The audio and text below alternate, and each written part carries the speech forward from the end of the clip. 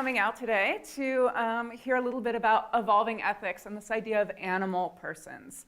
So the question I want to talk about today is who matters? And this is really one of the most important questions that we can ask as a society and as individuals. Who is morally considerable? Who do we have to take into account when we're deciding how to act? In our evolutionary history, we had a really simple answer to this question because we just cared about people we cared about. Those were the people who mattered. Ourselves, we care about ourselves, we matter. Our family matters, our tribe matters, and so on. But today, our world is too big to be able to care about everybody in that way who might matter. And so we have to use logic, philosophy, rational thought in order to figure out who, in fact, matters. Peter Singer started with this, from this position of our evolutionary history and argued that if we look at the individuals who we care about, who matter, we see that they also all are sentient. They have conscious experience.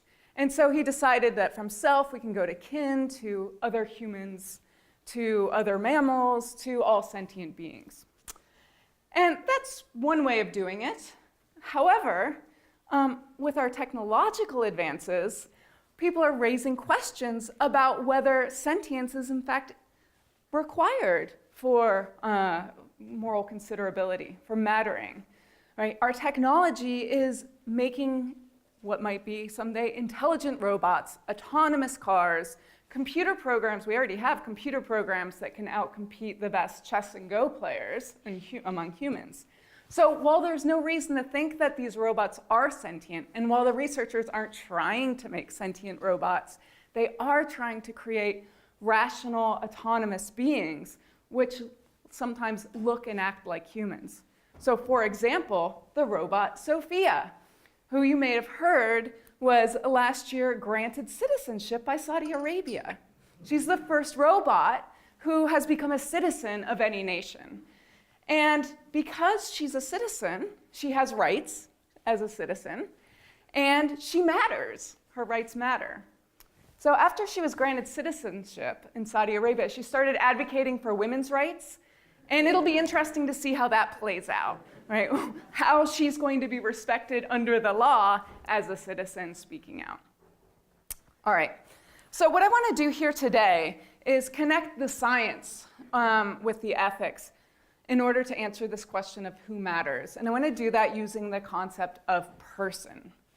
Because persons, the most minimal definition of a person, is something that has rights. It's just a receptacle for rights. And so a person is going to be the sort of thing that has interests that matter and something that has intrinsic value. So by turning to persons, if we start with persons, we also see that we have this kind of prima facie assumption that if anything is morally considerable, persons are. That's why we worry when we talk about dehumanizing, or maybe we'd want to say depersonalizing others, that when we dehumanize someone in order to commit genocide against them, right? That term, dehumanization, means we're trying to treat them like they're not a person in order to make it easier for us to attack and kill the other. And the line between persons and non-persons is not always going to be a clear one, right? There's not going to be a distinction that we can always identify whether or not something's going to be a person or not. And we might dispute what that, where the difference lies. But nonetheless, we accept this idea that if anything matters, a person's going to matter. Because we already have a vague idea of what persons are, even if it's not been well specified. And I want to try to bring out what that concept is in this talk. So our starting assumption is that a person is morally considerable, if anything is, but that's not to say that only persons are morally considerable, because the set of morally considerable things is probably going to be larger than the set of persons. So very quickly, some things that some philosophers have argued are morally considerable would be things like works of art, or ecosystems, or cultures, right? These are not persons in any sense, but they might still matter. They might not be a who matters, but they might be a what matters. And we're just talking about who matters. So one of the questions we can ask, more specifically, is whether any non-human animal matters, whether any non-human animal is a person. And the Nonhuman Rights Project is an American NGO that's working on gaining legal personhood rights for animals, starting with chimpanzees and more recently filing cases on behalf of elephants. The lawyer Stephen Weiss and the Nonhuman Rights Project decided to attempt to secure a writ of habeas corpus for their animal clients. So habeas corpus literally means that you have the body, and it's used to bring a detainee before the court in order to have the court decide whether or not the detainment is lawful or legal or not. So the problem is that writs of habeas corpus are only offered to persons, to legal persons. And chimpanzees are not considered legal persons. So the courts have denied the Nonhuman Rights Project's petition up until this point. Right now, the case is being appealed at the New York Court of Appeals. So to change the common law status, the goal of the Nonhuman Rights Project is to change the common law status of some non-human animals, like chimpanzees, from the category of thing, an object, to a category of person. These are the two options we have available under the law. And the Nonhuman Rights Project suggests that if those are your two options, then we're forced to admit and accept that non-human animals are going to be, at least some of them, are going to be persons and not things. So if we look, right, that was the US, but what about elsewhere? Well, in France and Quebec, we have the governments arguing or deciding that animals are sentient beings, right? So in France, the animal legal status was changed to, quote, living beings gifted with sentience. And Quebec's Bill 54 changed the status of animals to sentient beings that have biological needs. So you might think, oh, great, in France and in Quebec at least, we've already taken care of this. We know that animals aren't things, they're sentient beings, like persons. But in fact, legally, their status hasn't changed at all. Legally, animals are still categorized as things in France and in Quebec because there's no writ of habeas corpus that's ever been offered, no animals ever been found that they've been unlawfully detained in their captive situation. And you might think that, you might have heard about the orangutan Sandra in Argentina, who was being held at the Buenos Aires Zoo alone. So orangutans are social creatures. Being alone is not very fun. And the courts decided that she was a person. But Stephen Weiss, in analyzing the decision, argued that, again, no writ of habeas corpus was offered. Sandra was sent to a sanctuary, but she wasn't declared a person with rights. She wasn't declared a rights bearer of some sort. So what we see is across the world, in all the cases that try to promote animals as something other than things, we've failed to move them from a category of things to a category of person understood as a receptacle for bearing some kind of a right. So the Nonhuman Rights Project is focusing one of its lawsuits on the chimpanzee Tommy. One of their clients is Tommy. That's Tommy up there, Tommy hugging Matthew Broderick back in the 80s, I believe, when Tommy was an actor who performed with Matthew Broderick in Hollywood movies. Right now, when Tommy was discovered by Stephen Weiss, he was living in that cage in a garage, basically, on a trailer lot, by himself, again. And chimpanzees, like orangutans, are social creatures. They do not live alone. They do not flourish. So what some critics argue, they say, yeah, it's terrible that Tommy's living alone in this cage. This is not a good situation. But we don't need to give Tommy a personhood status and give him some sort of a right to self-determination or bodily integrity in order to make his situation better. What we need to do is just change our welfare laws. If we change our welfare laws, then we can say it should be illegal to hold a chimpanzee in isolation, it should be illegal to hold a chimpanzee in a non-social housing situation. That's all we need to do. That's fine. Why do we need to go this extra step? And I'm going to just read to you a quote that Wise says in response to this kind of critique. He says, "History shows that the only way in which an individual's fundamental interests are protected is if she has legal rights. Animal welfare status merely regulates the manner in which humanity may exploit non-human animals, but rights prohibit exploitation. A rights holder has inherent value, is understood to exist for their own sake, and is visible to civil courts." Right? So his point is that from a historical perspective, what we've seen is that welfare laws don't work. They do not provide the sort of considerability that we would need if the being is intrinsically valuable. So the Non-Human Rights Project's goal is to change the common law status of chimpanzees and some other animals, namely elephants at this point, from things to persons who have legal rights. Now, I'm involved with a group of philosophers, all of these people up on the screen. I'm not going to say all their names because that would take too long, but a number of Canadian and American philosophers who have written an amicus brief supporting the Non-Human Rights Project's case. We call it Chimpanzee Personhood, the Philosophers' Brief. This was filed on Monday. So this talk has been scheduled for a long time before I got involved in this project. So it's just a happy coincidence that on Monday, we finished this amicus brief and presented it to the New York Court of Appeals.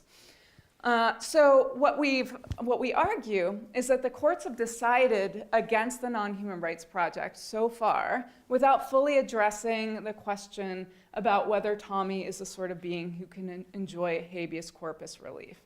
Because what the courts have claimed up until this point is simply that only humans can be persons. Right? That's the extent of their claim.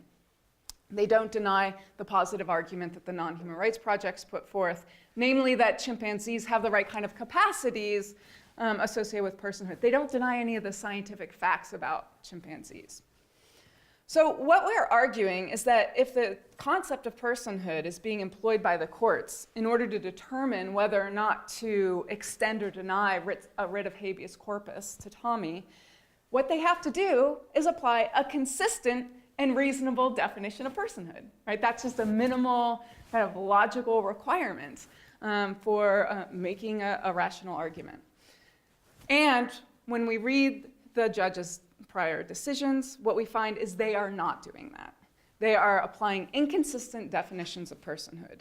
So in the brief, what we do is argue that there's a diversity of ways in which humans are persons, and that there's no non-arbitrary conception of personhood that can include all humans and exclude all non-humans. And to do so, what the strategy we take is to identify all of the different conceptions that the judges used in discussing, in defending their claims that chimpanzees aren't persons. Namely, species membership is one, social contract is another, community membership is the third, and capacities is the fourth. So each of these different conceptions supports different reasoning regarding personhood. The first, species membership, is morally weak due to its arbitrary character. The other three, when properly understood, entail that Tommy qualifies as a person. So on these grounds, we, as this group of philosophers, agree with the Non-Human Rights Project that it's unjust to deny Tommy habeas corpus relief. So what I want to do next is briefly talk about the first three of these conceptions of personhood, and then spend more time on the fourth, the capacities, because that's related to my work in the philosophy of animal minds. So what about species membership? Some might think that chimpanzees can't be persons because persons are humans. Right? That might have been your response when you first heard me suggest that maybe a chimpanzee is a person. It just sounds wrong because we use person and human interchangeably.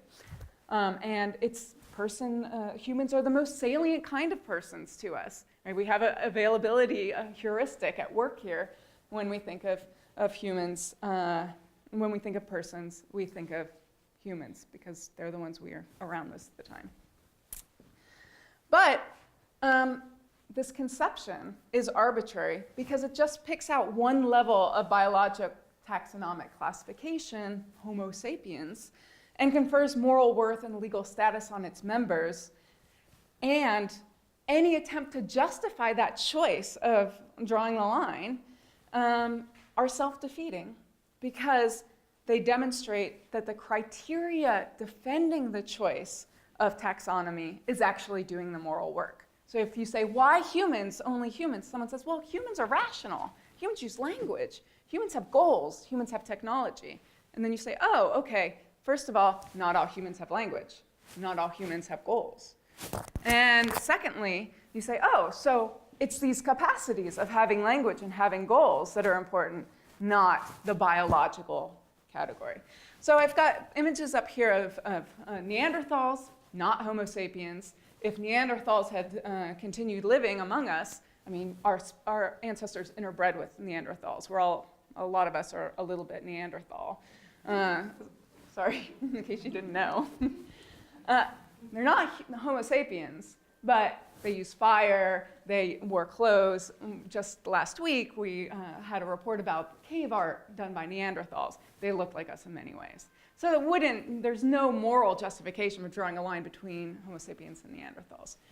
And then who do we have up there? Oh, that's Tuvok. Tuvok is a Vulcan from Star Trek. Maybe you don't know Star Trek, but a Vulcan is somebody who's not human, not biologically human. Their blood is green even, but he's a person because he acts like us. He has goals, he has desires, he has emotions, he has relationships, he has consciousnesses, all these things that we associate with personhood. And you wouldn't watch Star Trek and say, oh, he's not a person, even though our availability heuristic makes us think, oh yeah, persons have to be humans. That's challenged in these kind of science fiction cases. And even when they look weird and don't really talk a lot, like E.T., do you guys remember E.T.?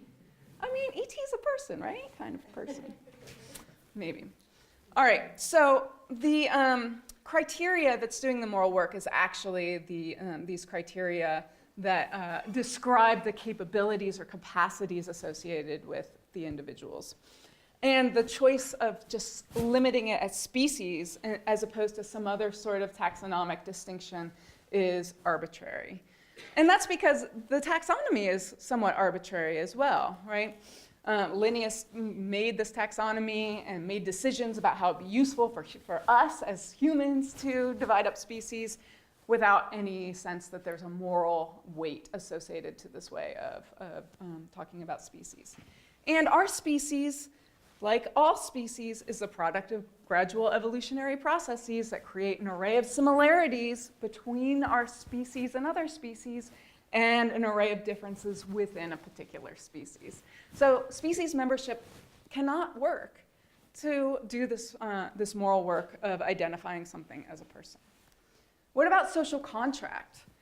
Some might think that chimpanzees cannot be persons because persons are those who can enter into social contracts, and chimpanzees can't enter into a contract. They can't read a contract, they can't sign, they can't agree.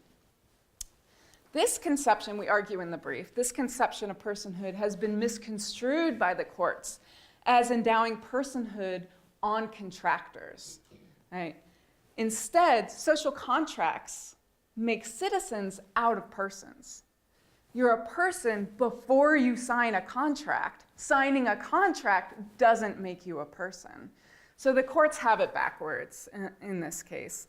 Social contract philosophers have consistently maintained that the characteristics that persons must possess to enter into social contracts are rationality, such as the ability of advancing their own interests, and autonomy, the capacity of self-rule or self-government.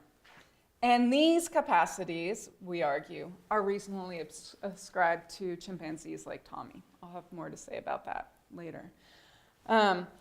So once again, you see the social contract, any justification saying that a chimpanzee has to be something that can and be involved in social contracts really amounts to an argument about capacities, whether it would have the kind of capacities associated with a person. The third conception is community membership.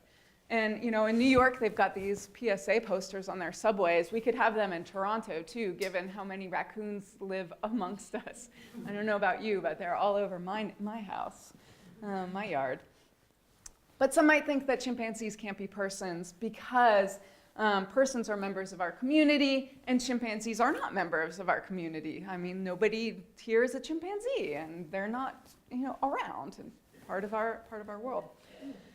And this conception of personhood it can be understood on a narrow and a wide view. In a narrow view, to be a person, again, you have to be in our human community, so you have to be a human, but then that goes back to the species category. But on a broader understanding of community membership, we see that the chimpanzee Tommy is somebody who depends on human community for his continued existence. He's in a cage. Right? He needs to be fed by humans or he's not going to survive. So he is a part of our human community because we made him a part of our human community. So on a community membership view, while Tommy would be a person, if that's your definition, chimpanzees in the wild in Africa would not be persons because they are not part of our human community. They're living in their own community. So that would be a distinction, offer us a distinction between those different individuals. All right, so capacities, and this is my contribution to the brief, but also part of the work I've been doing at YorkU for the last few years. So if you go back and look at this idea that chimpanzees are not persons because they lack the wrong capacities, they lack the wrong cognitive or social properties, I think that we're going to have to admit that chimpanzees, that idea is wrong. That chimpanzees do have the kind of capacities that we associate with personhood. This is the conception that the Non-Human Rights Project themselves is endorsing. They argue simply that personhood relies on having the capacity of autonomy, that autonomy is sufficient. I think that that's right, but I think that there are more capacities that we'll want to talk about as well. And I just put a quote up from John Locke, who's one of the first philosophers who's interested in the question of what is a person. And he describes a person in terms of their capacities. A person is a thinking, intelligent being that has reason and reflection and can consider itself the same thinking thing in different times and places. An intelligent, thinking person who can think about themselves through time, past and future. All right. But what I've done is come up with the capacities that I think are associated with our common sense concept of person. And this is a project that I'm going to continue working on and empirically test whether or not this does reflect our Canadian, Toronto, local concept of what a person is. So you can tell me if I'm wrong, if this doesn't reflect your common sense concept. The concept is a cluster concept. So what a cluster concept is a kind of concept that we have for many different social categories. It's a concept in which the properties that are associated with it are not necessary, jointly necessary for being a member of that category. And in the case of person, the properties are not, for the most part, and maybe all of them, are not things that are all or nothing, right? They come in degrees. You can be self-aware to a certain extent. You can have certain kinds of self-awareness, but without having what you might want to call full-blown self-awareness. Sentience is a little, I'm not quite sure whether or not you can have degrees of sentience. That's something we have to continue working on in our science of consciousness. But the properties that I identify as being associated with this kind of person are consciousness or sentience, self-awareness, rationality, problem solving, autonomy or self-determination, emotions, reciprocity or the ability to give and take with others in your social group, language or some sort of communicative ability, and that's it, and sentience. There we are, back at the top of the circle. And so these, it's important to recognize that we don't think that a person has to have all of these categories. And by we, I mean our society, because we give personhood rights to individuals who lack some of these capacities. You don't need to have language in order to count as a person under the law, in order to be a rights bearer. You can have limited rationality and autonomy. We see this in children. We see this also in people with certain impairments. These are not necessary conditions, and we already agree with that. And I also want to point out that this concept of person that I'm proposing is not unlike the concept of woman, which is another social category. It's a social category of gender. So we've had a lot of discussion in our societies lately about what makes something a woman. And this is especially the case when you have people transitioning into being a woman as a transgender individual.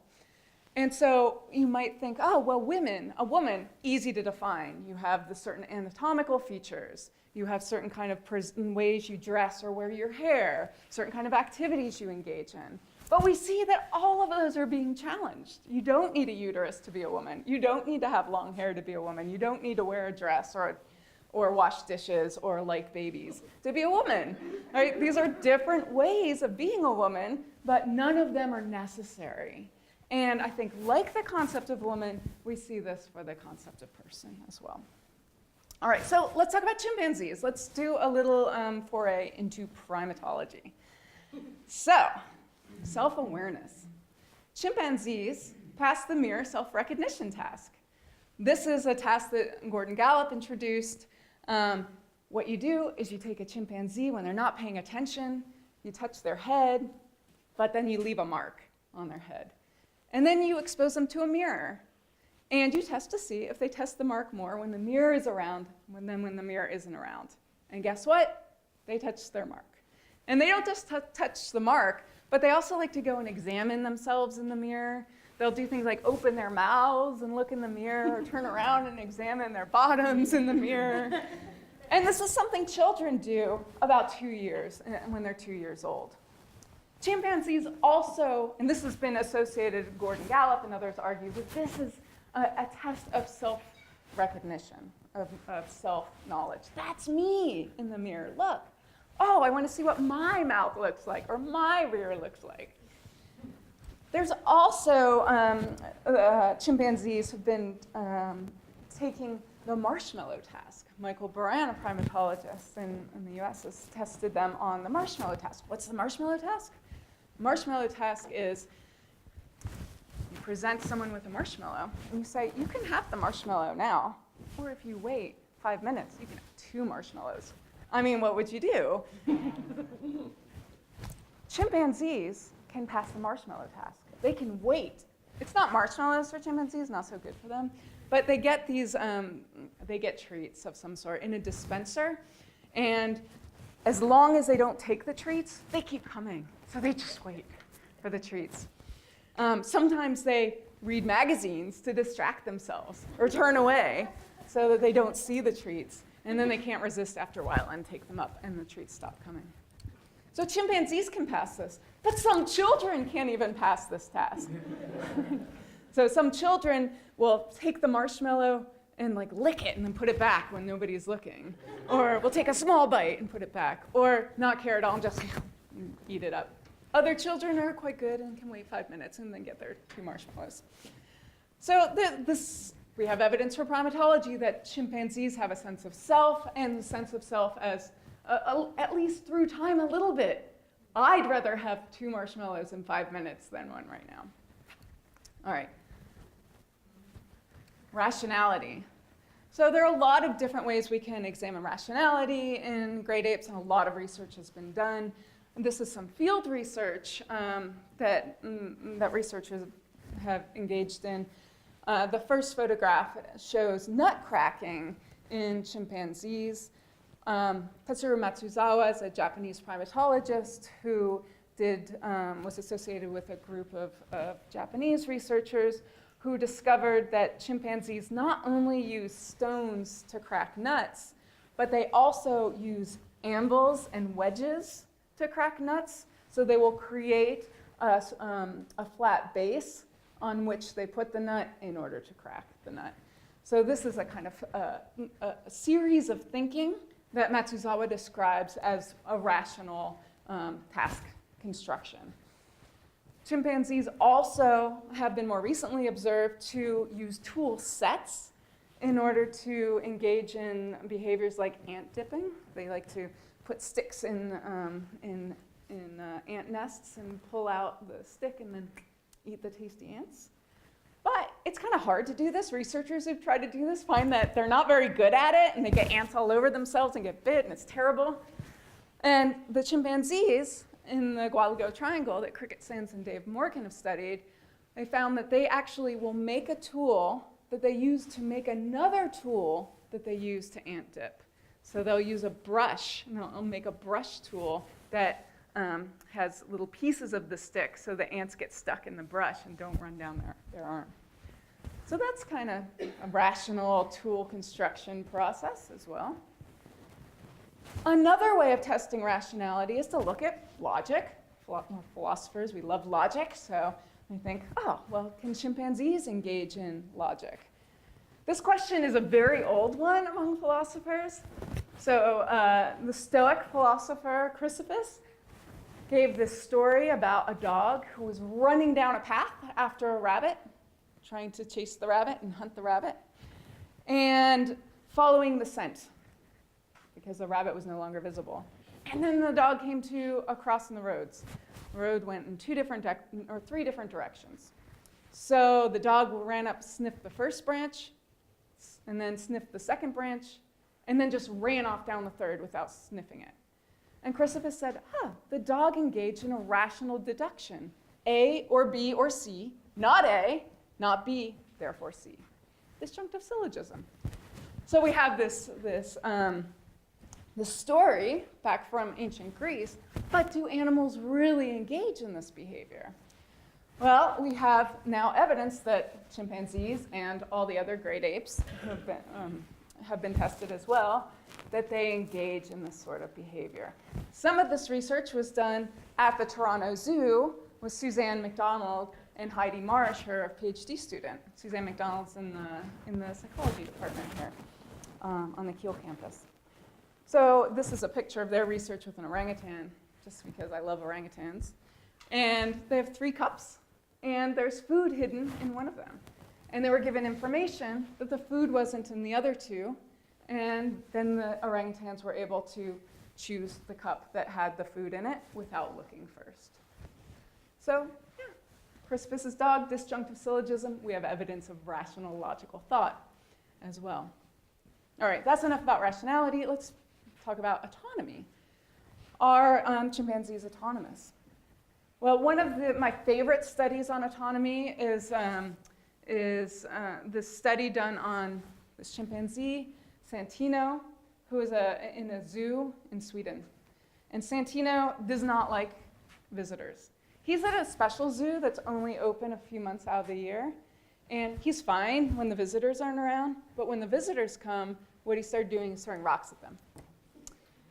And so over the years, Santino started anticipating when the zoo would open to visitors.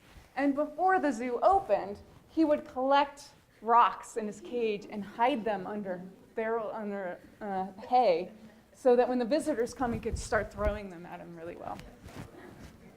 And Matthias Osvoth, who did this research, tested him on this and found, indeed, he hid these rocks more right before the visitors were to come. And he stopped hiding the rocks when the visitors stopped coming. So there was something he wanted, that is to be left alone from those annoying children who would yell and poke at him. And he acted on achieving his goal and getting them to stay away from him. Emotions. We have evidence of emotions in chimpanzees. Lisa Parr has done work following Paul Ekman's work on the facial action coding system, which you might have heard about in the human musculature associated with different emotional states. Chimpanzees have very similar facial musculature to humans. And what Lisa Parr did is the same sort of analysis that Ekman did for humans, she did with chimpanzees. And she tested chimpanzees, showing them these animations of the different sort of facial expressions associated with the different emotions, and found that chimpanzees did indeed recognize these facial expressions as appropriate in certain sorts of environments. So it wasn't just that chimpanzees have emotions, but she found that chimpanzees recognize other chimpanzees' emotions as well. This is something researchers knew without testing it. When you see someone scream at you, you know that they're angry at you. There's also evidence of emotions when you look at neonatal imitation in chimpanzees. You might have heard of the famous neonatal imitation studies that Meltzoff and Moore did with infants. Those are the first two sets of photographs. So you have a brand new baby, and you stick out your tongue, and the baby, a few days after being born, sometimes will also stick out their tongue. It doesn't happen with all babies, but it happens with some babies. The bottom set of pictures is this experiment run with a brand new chimpanzee baby. And the brand new chimpanzee baby was born to chimpanzee I. This is Ayumu. And he was, chimpanzee I is the research partner of Tetsuro Matsuzawa, who I told you about earlier, who does the research, was involved in the research on the nutcracking. He is chimpanzee I's research partner. They're very close. They've spent their whole life together, and they're committed to live together until one of them dies. And so chimpanzee I let him hang out with Ayumu after she was born, and he did the facial expressions, and Ayumu copied him. So you see this sort of, what you might call primary intersubjectivity evidenced with this relationship with the human and the chimpanzee. But also, if none of that convinces you, here's some good hormone studies for you. Chimpanzees, when they hang out with their friends, have lower stress hormones. Isn't that good? That's good, right? I mean, I like hanging out with my friends too. It makes me feel calm when I'm stressed out, and we're not that different from the chimpanzees. So we've got evidence of emotions in chimpanzees. What about evidence of reciprocity? There's some evidence for food sharing in chimpanzees, and this evidence is based on the kind of relationships you have. It might not be the kind of reciprocity that we're used to, like, I'll do this for you and you do this for me. Are we good on this? Okay, we make this agreement. We don't see any evidence of something like that. But Adrian Jaggi, who studied food sharing and reciprocity in chimpanzees, argues that over the long term, individuals who are in relationship engage in something we would describe as a reciprocity relationship. So the evidence there is much weaker than the evidence for rational thinking, emotions, and self-recognition. What about language? Well, we know chimpanzees don't speak English or French or any other human language, of course, but we can ask, do chimpanzees communicate? And when we ask that question, we see evidence that, yeah, they do communicate. This is a study that just came out. Kristin Graham and colleagues found not only do chimpanzees communicate via gestures, which is something we've known for quite some time, but chimpanzees and bonobos use the same gestures to indicate the same sort of thing. So, for example, one of my favorite ones is the big loud scratch, because I think humans use this too. Like, what does that mean? If I do this to you, what does it mean? You know? You know, if I'm like, what do you think I want? Yeah, I want you to touch me, all right? I'm like, here, like, look, wouldn't that be nice? That'd be nice, thank you so much. So across species, at least across primate species, there's some evidence that these gestures have these meanings. And this is where I'm going to talk about orangutans again because I can't help it. And this is work that Ann Russin and I have done. Ann Russin is at Glendon College in psychology, and she's our orangutan expert. She's like amazing. She is the most famous Canadian orangutan expert ever, right? She knows so much about orangutans. But so one of the things that she and I did, and Laura Adams was also around for some of this research, it's lovely to see you, is to study orangutan communication.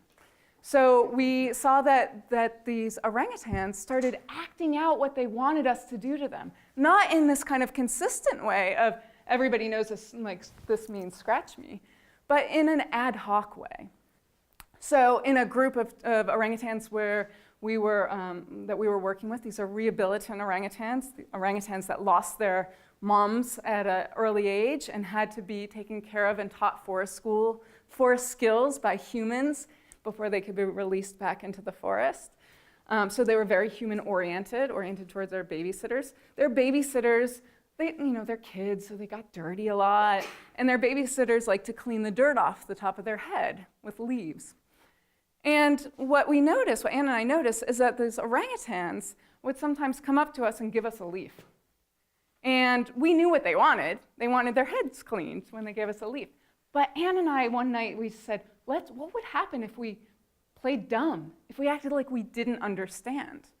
Because we know from experimental research that great apes will sometimes elaborate on their messages if they're not understood to begin with. Same with us. If I say something to you and you say, I don't get it, I have to say something else.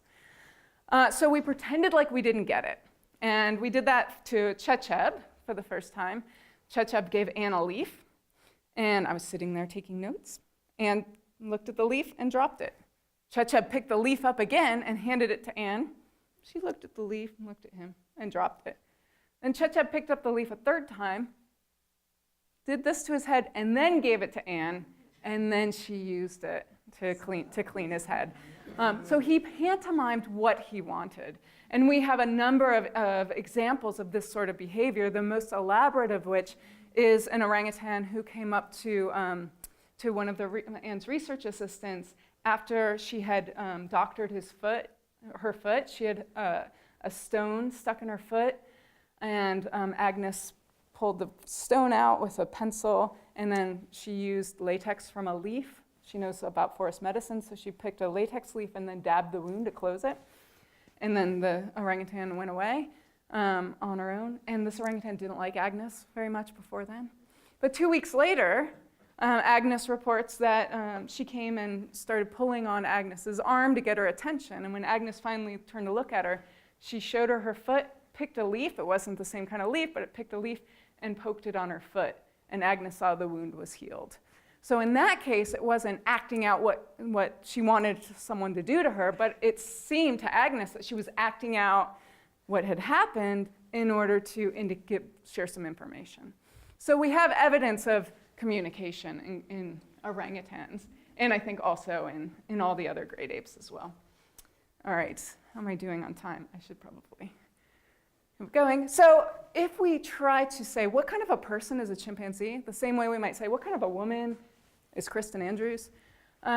We can say something like this. This is the kind of person a general chimpanzee is. Someone who's sentient. I didn't talk about sentience because I think it's clear from the other things I already said that they're conscious beings.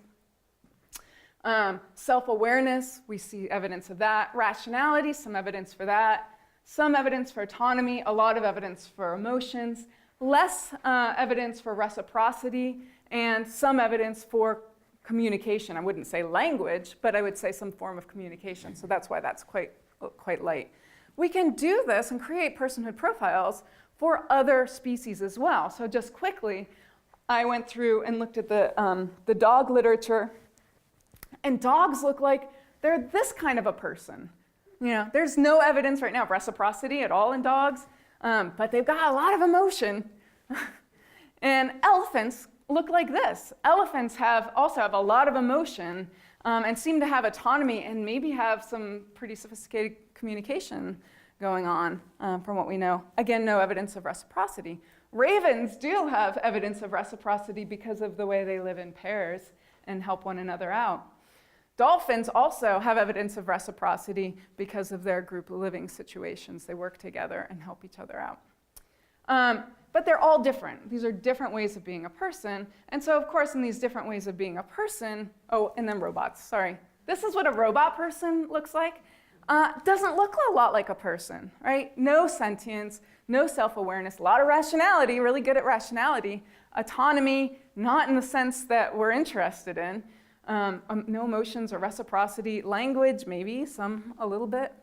So we'd say, this profile isn't sufficient to trigger in us the concept of person. It's just not going to work. So we see these different ways of being a person, different ways of having rights, and associated with these different ways of being a person, we would have different specific rights.